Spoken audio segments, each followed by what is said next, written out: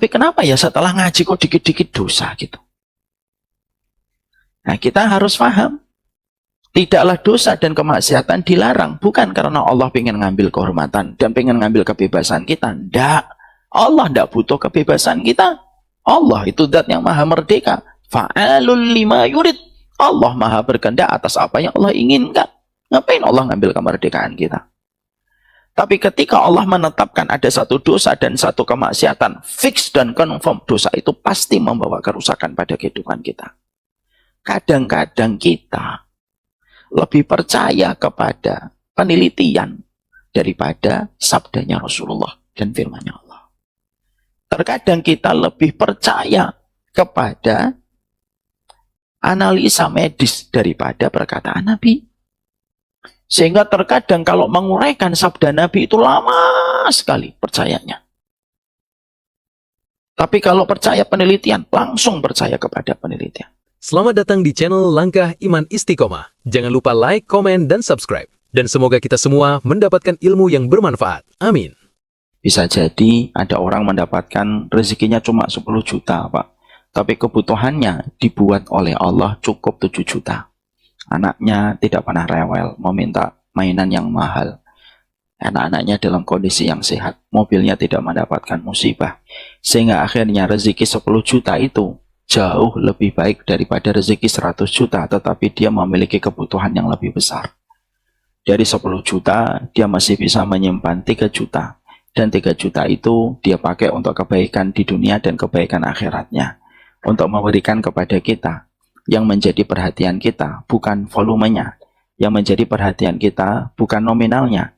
Tetapi yang menjadi kebutuhan kita adalah apakah rezeki yang kita peroleh merupakan rezeki yang betul-betul, apakah rezeki yang betul-betul mengawetkan, ataukah rezeki yang sifatnya menghanguskan pada kehidupan kita. Syukur itulah yang menjadikan kita senantiasa mendapatkan rezeki-rezeki yang mengawetkan. Semoga kita senantiasa ridho kepada setiap keputusan Allah, karena ridho itu kunci untuk membuka pintu kesyukuran di dalam kehidupan kita. Ridho bahwasanya takaran Allah tidak pernah keliru. Ridho bahwasanya takaran Allah tidak pernah salah yang ditentukan pada kehidupan kita. Kalau sudah ridho, begitu mudah kita akan bersyukur. Dan ketika kita ridho, Allah lebih ridho kepada kita. Saya pernah, Pak, beberapa waktu yang lalu, saya pernah mengumpulkan anak-anak saya. Ketika saya punya rezeki lebih pada bulan itu, biasanya jatahnya anak-anak saya membeli mainan itu tanggal 30. Tapi karena ada rezeki lebih, saya ingin ngasih hadiah. Saya kumpulkan anak-anak saya tanya, kamu pengen apa? Kamu pengen apa? Anak-anak menyebutkan satu persatu. Ada salah satu anak saya menyebutkan, seridhonya Abi. Ketika saya mendengar kalimat itu malah terenyuh sekali, terharu. Lalu saya mencoba untuk menguji apa yang dia sampaikan. Kalau memang seridhonya Abi, nanti nggak jadi beli mainan. Oh, enggak apa-apa. Kalau memang itu ridhonya Abi. Masya Allah. Kita kalau mendapatkan anak kayak gitu, hati kita pasti terenyuh, Pak. Dan pastinya kita ingin mengasih lebih kepadanya. Kenapa? Sikapnya menerima apapun keputusan kita membuat kita tersentuh hati dan jiwa kita. Itu baru orang tua dengan anak. Apalagi kita dengan Allah, Pak. Makanya orang yang ridho itu membuka kunci banyak kebaikan dalam kehidupan. Ridho itu membuka kunci sabar. Ridho itu membuka kunci syukur. Ridho itu membuka pintu kelapangan di dalam kehidupan kita. Dan semoga kita senantiasa menjadi hamba yang bersyukur di dalam perjalanan hidup kita. Dan itu dimulai dari ridho. Semoga kita senantiasa memahami betul takaran rezeki yang ada pada kehidupan kita. Tidak pernah salah, tidak pernah keliru. Tidak usah kita membandingkan, karena para ulama mengatakan membanding-bandingkan kenikmatan itu dosa besar. Kenapa membanding-bandingkan kenikmatan itu dosa besar? Berarti secara langsung kita telah menuduh Allah tidak becus di dalam mengurusi takaran rezeki manusia. Na'udzubillahi min dzalik. Semoga kita menjadi hamba yang bersyukur kepada Allah dalam setiap kehidupan kita. Bapak dan Ibu yang semoga Allah rahmati, manusia itu pada dasarnya disetting tidak bisa menahan sesuatu begitu lama. Karena bukan begitu manusia diciptakan. Manusia itu pikirannya, jiwanya, dan fisiknya disetting Ketika dia menerima sesuatu, dia harus mengeluarkan. Dia harus merilis supaya tidak menjadi beban di dalam kehidupannya. Ketika kita minum, maka manusia itu disetting untuk tidak menahan air minum. Tapi minuman itu diolah menjadi air seni yang harus dikeluarkan. Bagaimana kita? Kalau kita minum tidak bisa kencing. Misalkan, naudzubillah min dzalik, kena prostat. Susah untuk kencing. Biasanya penyakitnya bapak-bapak. Tapi semoga bapak-bapak diberikan kesehatan. Terutama Pak Ujang lah, kan belum nikah, jangan sampai kena prostat dulu lah. Maka sesungguhnya manusia itu disetting untuk bisa mengeluarkan. Kita makan, disetting supaya menjadi saripati dan kotoran. Yang menjadi saripati diserap oleh tubuh, yang tidak dibutuhkan dibuang. Bagaimana rasanya, naudzubillah min dzalik, kalau ada manusia hanya bisa makan tetapi tidak bisa mengeluarkan. Pelan tapi pasti akan meracuni dan memberikan penyakit fatal dan kematian. Sama pula ketika kita itu memiliki berbagai macam hal yang kita pikirkan, itu manusia itu disetting untuk mengeluarkan, bukan untuk menahan. Karena apa yang kita rasakan itu kalau kita tidak keluarkan, Pak, sebagaimana kencing yang tidak kita keluarkan. Persis sebagaimana kotoran yang tidak kita keluarkan, yang berakibat racun untuk tubuh kita. Beban pikiran pun sama, Pak. Tapi ternyata manusia itu kadang tahu caranya kencing, tahu caranya BAB, tetapi terkadang manusia tidak tahu cara mengeluarkan beban yang ada pada pikirannya. Ketika beban pikiran itu tidak dikeluarkan, tidak dirilis, apa yang terjadi? Manusia mudah frustasi dan mudah depresi. Dan terkadang, maaf, bisa mati bunuh diri. Itulah yang menjadikan kita paham, doa itu cara merilis setiap beban pikiran di dalam kehidupan kita. Orang yang berdoa itu selalu masih memiliki harapan, dan orang yang selalu memiliki harapan tidak frustasi. Karena berdoa itu bukan hanya seni meminta, tetapi seni mencurahkan pikiran apa yang kita rasakan. Karena doa itu tidak selalu harus minta langsung, Pak. Tapi doa itu mengeluhkan apa yang kita rasakan hanya kepada Allah. Makanya Nabi Ayub itu ketika berdoa itu seninya luar biasa. Beliau ketika berdoa itu tidak mengatakan sembuhkan aku ya Allah, enggak. Tapi perkataan dari Nabi Ayub adalah inni masaniyal dzurru wa anta arhamur rahimin. Saya sakit ya Allah, dan Engkau adalah Zat yang Maha Penyayang. Ketika Nabi Ayub merilis apa yang beliau rasakan kepada Allah, beban sakitnya selama 18 tahun tidak membuat Nabi Ayub stres. Padahal Nabi Ayub itu manusia yang paling lengkap seluruh komponen untuk bisa menjadi stres. Anaknya meninggal dunia, semuanya. Hartanya habis, semuanya. Dan kena penyakit yang mengerikan. Biasanya manusia itu kalau mendapatkan takdir dari 3 perkara ini, salah satunya aja. Kalau dia meninggal anaknya, dirinya masih sehat. Istrinya masih ada. Kalau hartanya habis, anaknya masih sehat. Kalau Nabi Ayub tidak berkumpul 3 kemalangan sekaligus. Anaknya meninggal dunia semuanya, lalu hartanya habis, beliau mendapatkan penyakit yang berat. 3 kemalangan sekaligus. Dan itu dirasakan bukan 1 purnama, tapi dirasakan hingga 18 tahun. Itu menunjukkan kepada kita bahwasanya Nabi Ayub itu memiliki seni mengeluarkan beban yang ada pada hatinya, dan tidak ada tempat terbaik untuk menitipkan dan mengeluarkan beban dan unek-unek di dalam kehidupan kita kecuali kepada Allah. Inilah yang menjadikan kita paham, inilah dahsyatnya doa. Jadi doa itu bukan hanya sekedar fikih. Doa itu bukan hanya sekedar kita belum punya rumah, minta rumah. Doa itu bukan hanya sekedar kita tidak punya motor, minta motor.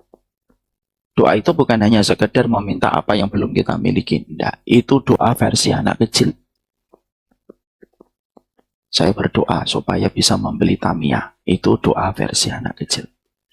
Tapi doa bagi orang dewasa, doa itu adalah seni mengeluarkan beban pikiran yang ada pada kehidupan kita. Makanya Nabi melihat apapun itu berdoa. Hanya melihat angin kencang dikit, duduk berdoa. Allahumma inni as'aluka khairaha wa khaira ma fiha wa a'udzubika min syarriha wa syarri ma fiha. Ya Allah, aku minta kebaikan angin ini dan kebaikan yang di dalamnya. Dan aku berlindung dari keburukan angin ini dan keburukan di dalamnya. Padahal cuma angin, Pak. Nabi itu orang paling hitam. Beliau bertawud kepada Allah sering. Beliau sampai ke depan, ke belakang, ke depan, ke belakang. Karena melihat mendung. Kenapa? Nabi berdoa ketika gelisah. Jadi doa itu merupakan sebuah seni untuk merilis apa yang menjadi rasa khawatir pada kehidupan kita. Karena sesungguhnya orang yang berdoa, dia mengeluarkan apa yang menjadi beban pikirannya. Kayak kita ketika minum harus mengeluarkan air seni. Kalau kita makan harus mengeluarkan kotoran. Dan orang yang merilis dalam bentuk doa adalah orang yang tidak akan stres pada perjalanan hidupnya. Maka itulah yang menjadikan kita membahas buku 40 doa Robbana di dalam kehidupan kita. Supaya kita mengerti bagaimana seni kita mengeluarkan setiap beban yang ada pada kehidupan kita. Kita berdoa dengan redaksi-redaksi terindah yang Allah tetapkan dan Allah maktubkan di dalam Al-Quran. Kita akan melanjutkan untuk pembahasan surat Al-Furqan 74. Ini masih agak panjang, tapi tidak apa-apa. Kita nikmati saja setiap proses ilmu yang ada pada surat Al-Furqan 74. Dan tadi imamnya pun membaca surat Al-Furqan. Alhamdulillah. Kita akan menjelaskan surat Al-Furqan 74. Rabbana hablana min azwajina wa dzurriyyatina qurrata a'yun waj'alna lil muttaqina imama. Kita kemarin telah menjelaskan bahwasanya kata qurrata ayun itu secara definitif artinya apa. Kita mengetahui betul bahwasanya arti qurrata ayun itu adalah ketenangan dan kedamaian. Kalau bahasa anak muda hari ini, qurrata ayun itu artinya rumah, Pak. Makanya sering anak-anak muda ketika mereka menikah, mereka berkata, kamu adalah rumahku. Karena apa? Rumah itu kalau di dalam bahasa Arab disebutnya qurrata ayun. Makanya maaf, rumah itu di dalam bahasa Arab juga, itu kita menyebutnya dengan dua, Pak. Baitun dan sakanon. Baitun itu tempat kita bermalam untuk tidak mendapatkan terik matahari dan terlindungi dari angin yang dingin. Bangunan batu bata dan batako serta semen yang melindungi kita dari teriknya matahari dan dinginnya malam, itu namanya baitun. Tapi ketika rumah itu memberikan ketenangan bagi manusia, maka itu namanya sakanon. Yang menjadi baitun belum tentu sakanon. Tapi kalau rumahnya memberikan sakanon, berarti pemiliknya sudah qurrata ayun. Kadang-kadang manusia fokus kepada bangunan fisiknya, tetapi lupa bagaimana memaknai rumah itu ketika dibangun. Akhirnya rumah hanya sekedar rumah secara fisik, tetapi rumah itu tidak pernah memberikan ketenangan. Makanya kalau rumah kita baru terdiri dari batu bata, tapi tidak ada ketenangan, terjadinya banyak pertengkaran, anak-anak kita menjauh dari kita, dan kita pun menjauh dari pasangan kita, maka itu disebut baitun. Tapi ketika rumah itu betul-betul memberikan ketenangan, setiap kegelisahan, setiap kegundahan yang kita dapatkan di dalam rumah, di luar rumah, setiap kita pulang, langsung kita merasakan ketenangan ketika kita berjumpa dengan keluarga kita. Itu namanya sakanon. Dan itulah yang selaras dengan kata qurrata ayun. Ini yang kita sudah bahas. Sekarang mari kita membahas bagaimana kita berusaha betul untuk menjadikan pasangan kita itu qurrata ayun. Karena permintaan yang pertama ketika kita berdoa itu mendoakan istri kita dan mendoakan suami kita. Kenapa kita diprioritaskan untuk mendoakan istri kita dan pasangan kita lebih dulu daripada kita mendoakan anak kita? Karena pada dasarnya kebaikan antara kita dan pasangan memiliki efek secara langsung dirasakan oleh anak kita. Karena kalau kita rukun, kita harmonis, kita romantis dengan istri kita dan suami kita, yang merasakan pertama kali kemesraan dan keharmonisan itu pasti anaknya. Bapak perhatikan deh, kalau Bapak lagi bercanda, pasti pandangan anak-anak kita itu pancarannya bahagia. Terkadang mereka membawa handphone, lalu memoto candid ketika kita sedang bercanda dengan pasangan kita. Karena apa? Kemesraan orang tua itu menjadi hadiah terindah bagi kehidupan keturunan-keturunan mereka. Makanya betul, ada seorang ulama yang mengatakan kepada kita, Pak, karena ketenangan orang tua, keharmonisan itu, yang merasakan langsung itu adalah anak-anak kita dan keturunan kita. Jangan sekali-kali menceritakan aib dan kekurangan pasangan kita kepada anak kita hanya karena kita sedang kecewa. Itu kata ulama. Kadang-kadang kan maaf ya Pak, kita semuanya ketika lagi dalam kondisi marah, kecewa, ngomongnya sama anak. Bapakmu itu Masya Allah, anak. Ibu itu sabar banget nikahin bapakmu itu. Kalau bukan karena kamu, ibu gak akan bertahan. Maka ketika itu didengar oleh sang anak, terbuka luka di hatinya. Mungkin dia tidak menampakkan. Mungkin dia akan berkata kepada ibunya, ya Bu, saya bela ibu. Tapi dalam hatinya ada kesedihan. Itu kata para ulama. Sebagaimana ketika bapak lagi kecewa sama istrinya, lalu kita menceritakan deretan kekurangan dari istri kita, yang notabene itu ibu dari anak kita. Lalu kita ceritakan, ibumu itu begini, ibumu itu begini, ibumu itu begini. Hanya karena kita sedang emosi. Lalu akhirnya anak kita merekam kekurangan ibunya, yang sebenarnya dia tidak perlu tahu. Karena anak itu tidak perlu tahu kekurangan dan kesalahan setiap orang tuanya. Karena itu akan menambah luka. Karena para ulama mengatakan di dalam ayat ini, kenapa mendoakan pasangan? Berarti kalau sudah mendoakan, kita tidak cerita kepada makhluk atas kekurangan. Curhatnya kepada Allah. Makanya ini yang menjadikan kita memahami, mendoakan pasangan itu lebih prioritas daripada mendoakan keturunan. Pertama, karena sesungguhnya dia merupakan pasangan kita, dan kebaikan kita kepada pasangan akan membawa efek yang dirasakan langsung oleh keturunan kita. Yang kedua, karena sesungguhnya takdir kita akan terus bersama dengan pasangan kita. Dan anak-anak kita itu akan melanjutkan takdirnya bersama dengan orang yang dia nikahi dan menikahinya. Maka itu menjadikan kita paham kenapa mendoakan pasangan lebih prioritas daripada mendoakan keturunan. Ini sudah kita bahas. Sekarang mari kita bahas. Perkara apa yang bisa menjadikan satu pasangan itu mendapatkan qurrata a'yun? Maka setidaknya ada beberapa poin dan ada beberapa komponen penting supaya menjadikan setiap pasangan dimudahkan untuk mendapatkan qurrata a'yun. Di antara komponen-komponen yang bisa menjadikan kita mendapatkan qurrata a'yun itu yang pertama, pastikan ketika kita berkeluarga dan ketika kita menikah, tidak terjadi sebuah kemaksiatan pada sebuah biduk rumah tangga yang telah kita jalani. Karena kemaksiatan itulah yang memecahkan gelombang ketenangan dan kelapangan pada kehidupan biduk rumah tangga. Dan para ulama itu mengatakan di dalam rumah tangga yang paling banyak dosa itu dua, Pak. Dosanya yang paling dominan itu dua. Di mana dua dosa ini merupakan dosa yang diakibatkan karena karakter manusia yang terburu-buru dan maunya mendapatkan kenikmatan instan. Apa dua dosa yang paling besar meluluh lantakkan tentang biduk rumah tangga itu? Dua. Yang pertama zina, yang kedua harta yang haram. Ini dua perkara yang paling cepat merusak qurrata a'yun dalam kehidupan biduk rumah tangga. Maka dikatakan oleh Abdul Badawi Al-Khalafi dalam kitabnya Ahbabullah, kenapa dua dosa itu paling cepat meluluh lantakkan qurrata a'yun? Karena pada dasarnya biduk rumah tangga itu tidak bisa disatukan dengan dosa zina dan tidak bisa disatukan dengan dosa harta yang haram. Sebagaimana kucing dengan anjing, sebagaimana air dengan minyak. Tidak bisa disatukan dalam kehidupan manusia.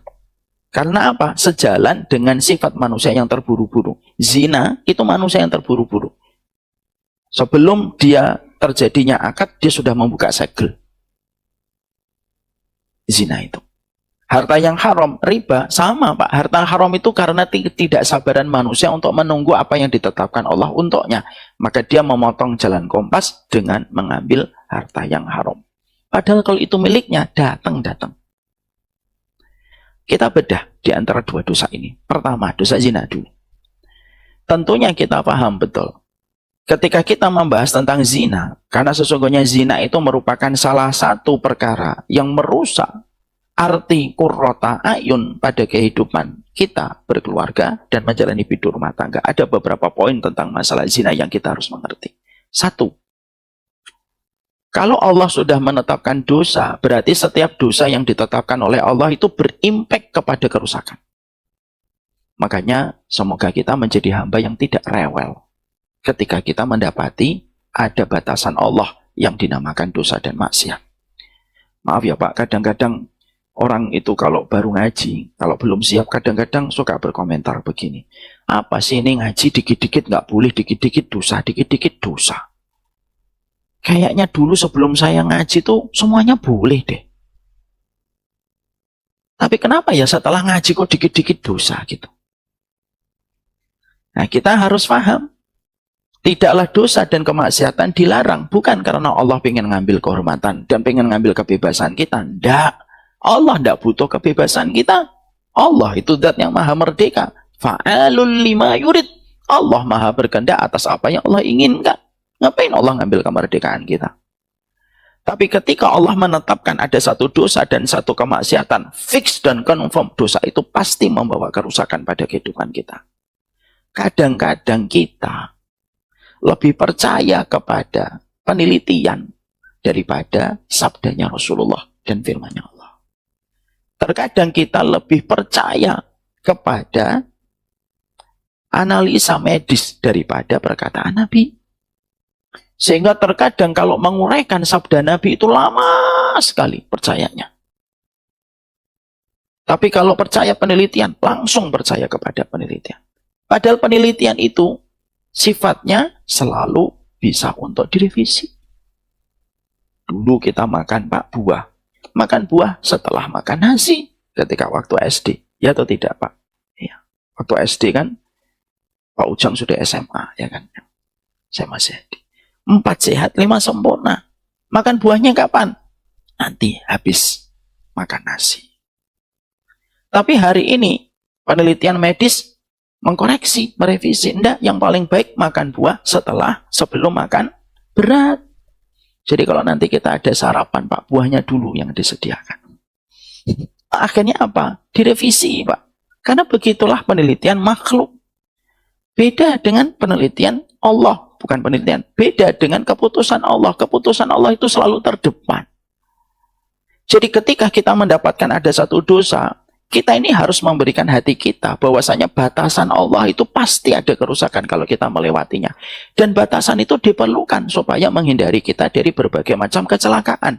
Kenapa jalan ke puncak ada marka di pinggir jalan dipasang oleh polisi? Supaya kamu tidak terjerumus kepada jurang. Sama, kehidupan manusia itu ada marka yang harus kita perhatikan. Karena apa? Karena itu membawa kerusakan. Kalau kita suka rewel membicarakan dosa, itu persis kayak anak kecil ketika dilarang, ketika belum paham. Contoh nih, anak saya paling kecil, Alvar, itu kalau ngelihat stop kontak, Pak, pinginnya masukin tangannya ke stop kontak. Stop kontak dilihat, nah udah itu. Merangkak dia, langsung pengen dimasukin tangannya. Pengetahuan dia tentang stop kontak dengan pengetahuan saya tentang stop kontak itu kan jauhan saya, Pak.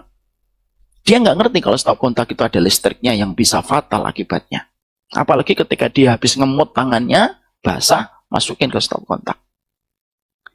Maka ketika kita paham, kita yang larang. Nah, jangan. Biasanya apa anak kecil ketika dilarang? Nangis, Pak. Tantrum, rewel.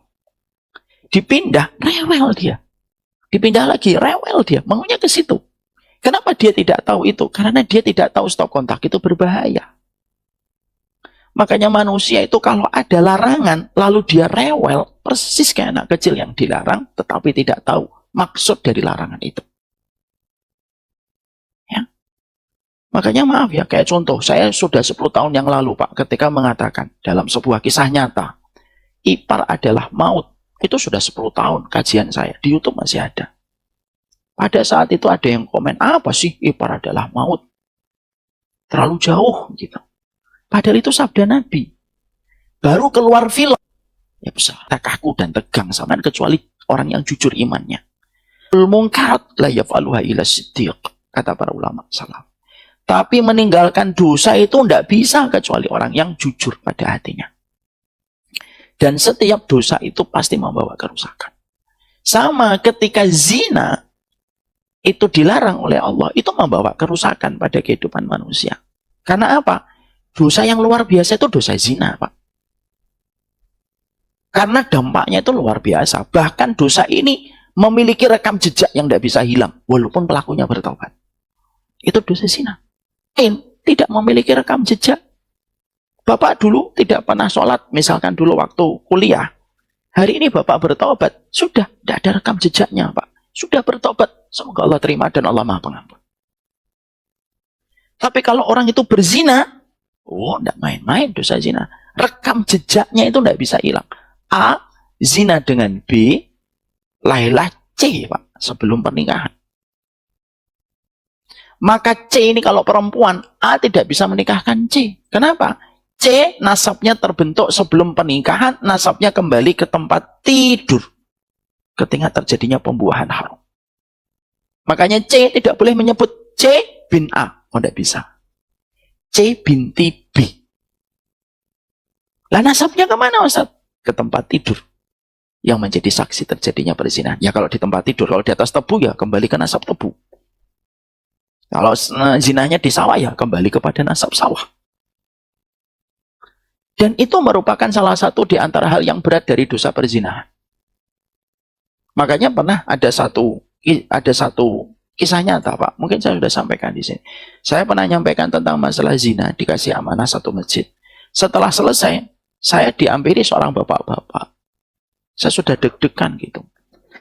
Apakah ini ada kaitannya dengan dosa zina dari tema yang kita bahas gitu. Lalu ternyata bapak itu orangnya baik banget, Pak. Karena saya sering melihat beliau wajahnya dan familiar di tempat kajian saya di selatan Jakarta. Dan ternyata apa yang saya khawatirkan benar terjadi. Beliau bertanya tentang zina. Beliau ngomong, Ustadz, saya dan istri. Beliau nunjuk istrinya, Pak. Istrinya ngambil posisi agak jauh. Ya, tidak mendekat bersama beliau. Beliau berkata, saya dan istri dulu pernah khilaf. Kami berzina. Berkali-kali, Ustadz. Sampai alhamdulillah sehat, Ustadz. Dan anak kami sekarang kelas 3 SMP. Apakah betul, Ustadz? Nanti saya tidak bisa menikahkan putri saya. Sebagai wali dari putri saya. Saya berkata, tidak bisa, Pak. Bapak biologisnya, tapi bapak bukan walinya. Sedih, Pak, beliau, Pak. Nahan air mata gitu. Ketika nutup mata gini, istrinya juga nutup mata, nangis. Saya tuh sampai ngomong, kalau hukum milik saya, Pak, mungkin saya akan rubah. Tapi hukum itu bukan milik saya. Beliau berkata, saya sudah taubat, Ustaz. Iya, Pak, saya tahu. Saya saksi, Bapak. Bapak selalu hadir di shot pertama. Bapak orang solih, insya Allah. Tapi taubatnya Bapak dan Ibu sekarang tidak menghilangkan rekam jejaknya. Sehingga akhirnya beliau nangis, saya peluk, akhirnya berpisah. Ini pertanyaan jauh sebelum pandemi. Kalau sekarang sudah pandemi, mungkin sudah 7 tahun, 8 tahun. Berarti beliau, anaknya sekarang sudah dalam posisi siap menikah, Pak. Dan itu salah satu hal yang kita harus paham. Makanya tidak ada fitrah manusia di agama manapun menerima konsep perzinahan. Di agama manapun, mau Kristen, mau Katolik, mau Protestan, gak ada yang siap menerima putri, istri, saudari dizinai. Gak ada yang siap. Ya. Makanya yang pertama, dosa itu selalu membawa kerusakan, mengusir ketenangan, merampas kelapangan dalam kehidupan manusia. Itu zina, Pak. Makanya orang yang pernah konsultasi ke RKDS, itu pernah ketika dia itu berzina, ketahuan sama istrinya, semua ketenangan-ketenangan yang dia dapatkan sebelum zinanya terungkap perselingkuhannya, itu hilang, Pak. Dia mengatakan, istri saya sekarang ngeblok nomor saya, Ustadz, saya tidak bisa ketemu anak-anak saya. Saya tanya sama beliau, maaf, Pak, sebelum Bapak ketahuan perselingkuhan zinanya, apakah Bapak merasakan ketenangan? Iya, ngerasain ketenangan, Ustadz. Tapi setelah zinanya ketahuan, ketenangan itu hilang. Makanya disitulah kita akhirnya memahami ya, berapa banyak laki-laki dan perempuan mengejar kepuasan sesaat, tetapi mengorbankan ketenangan. Jadi yang pertama yang kita harus pahami adalah zina itu dosa. Dan setiap dosa itu merusak. Setiap dosa itu merampas kebaikan di dalam kehidupan kita dan ketenangan. Sehingga akhirnya menjadikan setiap laki-laki dan perempuan kalau sudah menikah, jangan sampai terjadi perzinahan. Karena masalah itu menjadi bom yang meluluh lantakkan qurrata a'yun dalam pernikahan. Kalau tidak ketahuan, Allah tahu. Kalau tidak disadari istrinya dan suaminya, Allah menyadarinya. Dan itu sudah masuk kepada perangkap dosa besar. Di mana bayang-bayang hukumannya pasti akan turun. Itu yang pertama. Yang kedua, yang kita harus pahami tentang dosa zina itu apa? Dosa zina itu salah satu dosa yang berat. Makanya kalau kita membaca setiap ayat dan kita membaca setiap hadis, tidaklah syirik kecuali Allah menyebutkan setelahnya itu dosa zina.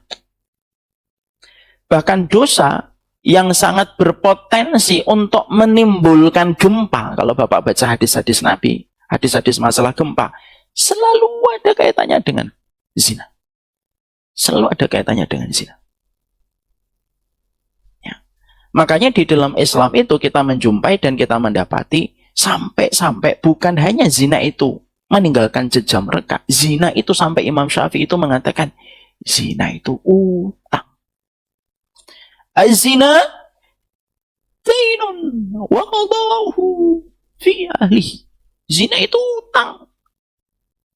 Kalau orangnya tidak segera bertaubat kepada Allah, Allah memberikan hukuman.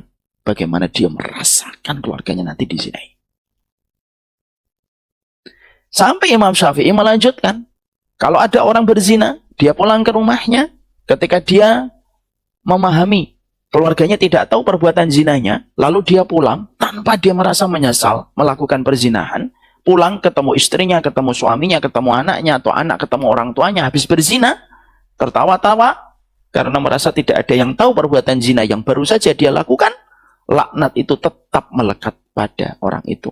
Sampai rumah akan mendapatkan laknat. Sampai Imam Syafi'i itu mengibaratkan, sampai fakroh, sampai tikus yang ada di dalam lubang itu pun akan merasakan laknat.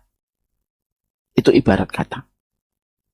Saking begitu lengketnya dosa zina itu dengan hukuman.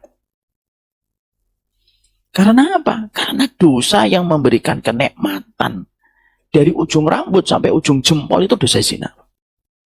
Makanya hukumannya di dalam Islam pada zaman Rasulullah itu tidak main-main, hukumannya rajam. Rajam itu ditaruh di dalam lubang, disisakan kepalanya, disiapkan batu. Batunya bukan batu yang gede yang sekali dijatuhkan pecah mati seketika, tidak boleh. Beda sama kisos. Kisos itu pedang yang dipakai algojo itu harus tajam. Sekali tebas, putus. Tidak boleh pakai cutter, Pak. Itu mati. Kenapa? Supaya tidak merasakan efek sakit orang yang dikisos. Tapi itu tidak berlaku sama hukum rajam. Hukum rajam itu tidak batu yang gede, bukan batu kerikil 3 hari 3 malam tidak mati-mati. Nah. Batunya segenggam kepala, tangan. Dilempari gitu. Kenapa kok segenggaman tangan? Supaya dia merasakan sakit untuk memberikan efek rasa perih di seluruh jaringan dan peredaran darahnya, sebagaimana seluruh jaringan dan peredaran darah mendapatkan kecipratan nikmat ketika berzina pada perkara haram. Itu menunjukkan apa? Menunjukkan betapa besarnya dosa zina itu. Sehingga ketika seseorang itu berzina, maka sesungguhnya efeknya begitu besar pada kehidupan. Ya.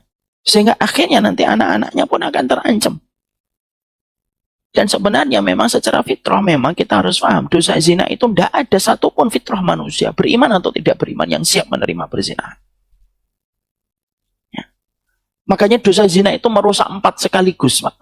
Kalau ada manusia minum khamr yang dirusak akal, Pak. Kalau minum khamr, pakai narkoba yang dirusak akal. Tapi kalau zina yang dirusak itu 4. Pertama akal. Kenapa akal dirusak sama zina? Akal mana? Akal mana yang bisa menerima seorang wanita dan laki-laki melepaskan bajunya tanpa ikatan komitmen dan tanggung jawab.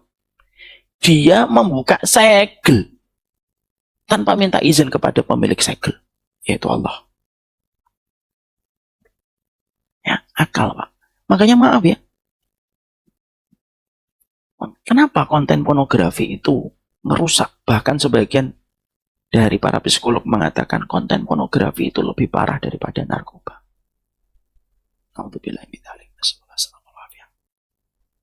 Karena memang di zina itu bukan hanya ngerusak, tapi sampai merusak ke sini kecanduannya itu bisa parah.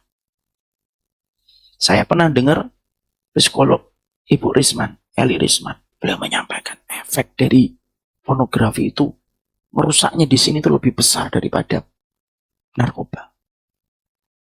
Makanya kasus yang terakhir, Pak, ada perempuan dipukuli kan karena kecanduan seorang laki-laki dengan pornografi. Akal itu rusak. Betul kata Allah. Tidak ada yang salah Allah itu. Makanya kalau ada ketetapan Allah kita katakan salah. Lu terus yang benar sopo kalau Allah salah. Merusak akal. Yang kedua, merusak nasab. Karena kalau zina itu sampai terbentuk, lalu menjadi buah, menjadi janin, menjadi anak, nasabnya ke siapa? Nasabnya kepada bapaknya dong, Ustaz. Lah itu kan bukan bapaknya sebelum terjadinya ijab kabul kok. Itu namanya mencuri nasab. Nah, kita tidak usah ikut-ikutan masalah nasab di luar ya, Pak. Ya, udahlah, tidak usah terlalu meributkan nasab. Nasib kita aja belum tentu selamat di hadapan Allah. Pengen ngomong masalah nasab saja jadi kembali ke ini. Jadi nasab, merusak nasab. Jadi nasab itu rusak ketika orang itu sudah berzina. Yang ketiga, kehormatan, Pak. Kenapa kehormatan, Ustaz? Gak ada seorang bapak, kalau fitrahnya benar, mendapati anaknya dizinai dan anaknya berzina, kecuali remuk orang tuanya, Pak, kehormatannya di hadapan Allah. Itu sudah langsung, kalau ibarat ini kertas, kalau ada di antara keturunannya berzina, itu sudah remuk dia. Di hadapan Allah itu sudah rusak itu. Makanya kenapa kita sebagai laki-laki, Pak, kita harus tegas, terutama ketika menjaga anak perempuan. Karena apa? Itu kehormatan kita itu di situ. Dan anak perempuan kita itu sebenarnya sutroh, Pak, dan hijab kita dari api neraka. Itu anak perempuan. Kita aja tidak mungkin, Pak, merusak emas. Apalagi kita membiarkan anak kita yang tidak bisa dibandingkan dengan harga emas oleh seseorang. Makanya maaf kalau boleh saya menyampaikan. Jangan pernah biarkan anak perempuan kita dengan laki-laki sendirian. Insya Allah laki-lakinya baik, Ustaz. Yakin, Bapak? Laki-laki baik sama perempuan sendirian di mobil? Ketika dia punya keinginan? Apalagi kalau kita sampai terkadang itu terlalu permisif gitu. Mau dibawa kemana? Mau ke Bintaro, Pak, BSD. Berdua aja, iya, Pak. Ya udah sebelum jam 9 pulang ya. Siap, Pak. Emang kita kira sebelum jam 9 syahwat libur? Saya tanya libur? Kan enggak. Makanya akhirnya yang ketiga itu kehormatan, Pak. Kita tidak mungkin menitipkan emas ketika menjadi investasi kita. Lah kok malah nitipin anak sama orang yang kita baru kenal. Kehormatan. Yang keempat, agama. Agamanya rusak. Karena apa? Karena sesungguhnya itu merupakan perkara besar gitu ketika menjadi sebuah dosa yang dilakukan. Makanya disitulah kita mengerti. Yang kedua dari dosa zina itu apa? Dosa zina itu betul-betul merupakan salah satu dosa yang besar karena dilihat dari cara penebusannya. Maaf ya Pak, ini dijalankan kalau kita berada di dalam konteks negara yang menjalankan hukum Islam. Kalau di Indonesia, ya jangan merajam, nggak boleh. Habis dari mana Pak? Merajam saya Ustaz, nggak boleh. Karena harus disesuaikan dengan pemimpinnya. Maka kembali ke tadi, bahwasanya ketika kita mengetahui tentang dosa zina ini, maka sesungguhnya dosa zina ini berat. Sehingga ketika kita di dalam proses kita mendidik anak-anak kita, Pak, salah satu yang kita chip in-kan, kita edukasikan kepada anak kita itu apa? Paham ya nak? Jangan mendekati zina. Kalau anak bapak sudah siap untuk nikah, nikahin Pak. Walaupun mungkin gajinya masih sedikit, Allah yang mencukupi. Karena apa? Orang yang menikah karena menjaga kehormatannya berada pada garansi dan jaminannya Allah. Saya punya teman, Pak. Mari kita ngambil pelajaran. Kalau saya ngambil pelajaran dari teman saya ini, kalau nanti Bapak cocok, alhamdulillah. Teman saya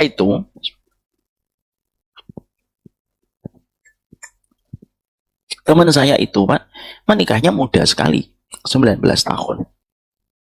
Saya tanya, antum semuda itu nikah? Iya. Gimana dulu kisahnya? Saya dulu ketika 18 tahun dipanggil sama bapak saya. Bapaknya saudagar orang Makassar. Tapi bapaknya baik, insya Allah. Saya belum pernah ketemu, tapi dari kisah anaknya saya tahu bapaknya baik banget ini pasti. Anaknya ditanya umur 18 tahun itu. Nah, gimana Ahmu? Pak itu kekuatan biologis, Pak.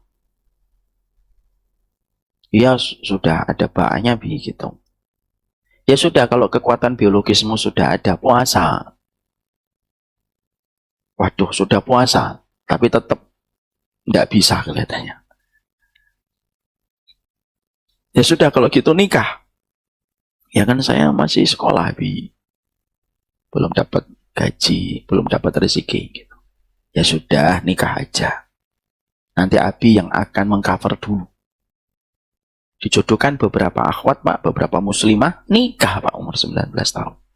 Lalu beliau yang mencukupi kebutuhan anaknya. Anaknya ini dapat beasiswa, bareng-bareng dengan saya di Fakultas Syariah kita dapat beasiswa. Maka bapaknya itu mengcover dulu.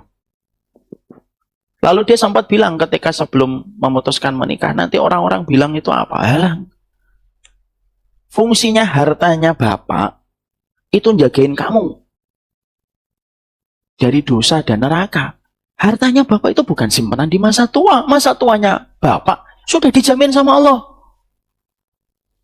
Dan apa yang salah ketika bapak membelanjakan hartanya bapak untuk melindungi anak bapak dari dosa? Karena membiarkan kamu nanti dengan syahwatmu yang semacam itu tanpa kamu memiliki pasangan, terjatuhnya kamu dari zina. Jauh lebih buruk daripada semua harta yang bapak kumpulkan. Di cover, Pak, tiap bulannya. Di cover bulannya.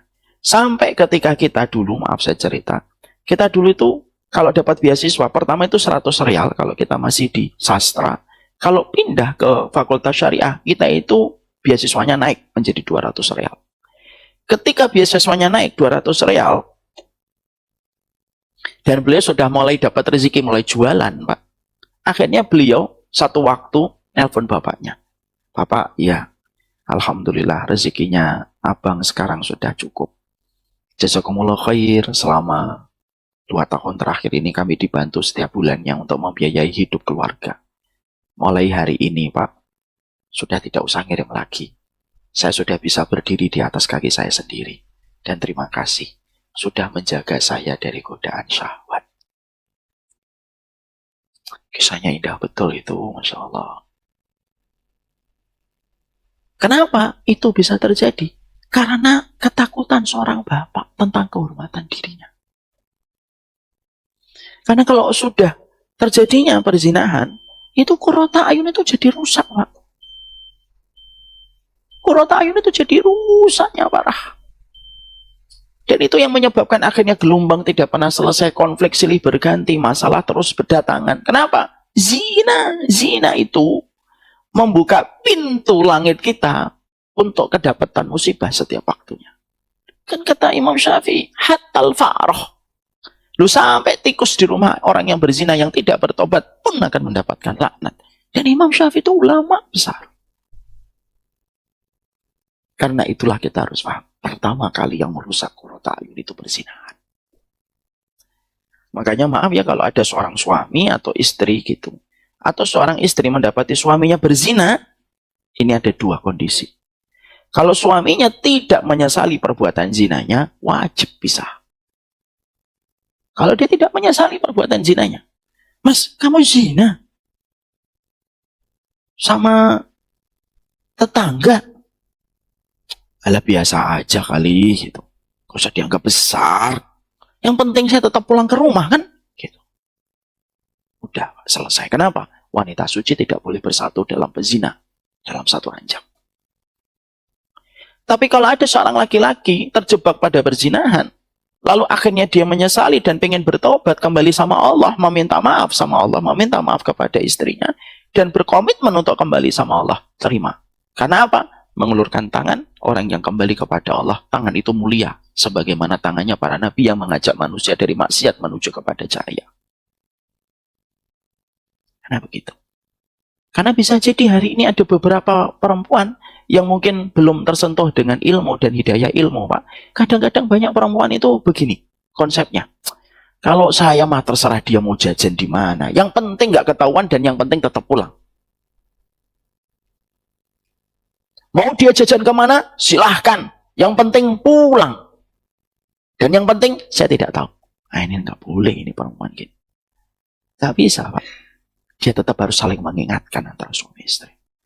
Walaupun dosanya wanita, dosanya suami tidak dipikul sama seorang istri. Tapi dia tidak boleh mengucapkan dalam bentuk demonstratif. Nggak apa-apa dia jajan. Nggak apa-apa dia zina. Selama dia pulang. Ini yang dibenci oleh Allah, perkataan ini. Gimana kamu bisa mengatakan tidak apa-apa? Padahal Allah mengatakan itu apa-apa. Nah, itu yang kita harus paham. Yang ketiga, apakah dosa zina bisa ditebus? Bisa. Ada seorang pezina pada zaman Nabi namanya Ma'is bin Malik. Beliau bertobat dan kata Nabi tobatnya diterima oleh Allah.